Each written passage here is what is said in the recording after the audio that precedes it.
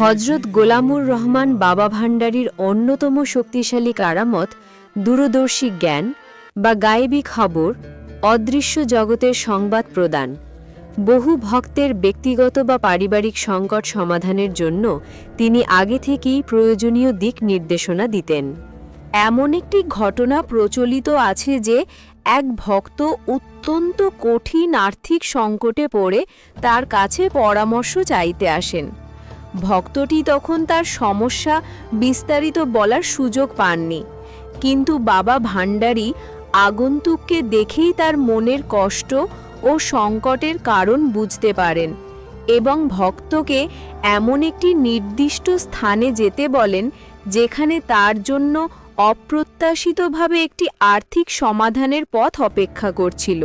ভক্তটি নির্দেশিত স্থানে গিয়ে সত্যিই তার সমস্যার সমাধান খুঁজে পান। এই ঘটনাটি তার নির্ভুল জ্ঞান এবং অদৃশ্য জগতের সাথে যোগাযোগের ক্ষমতার প্রমাণ বলে ভক্তরা বিশ্বাস করেন।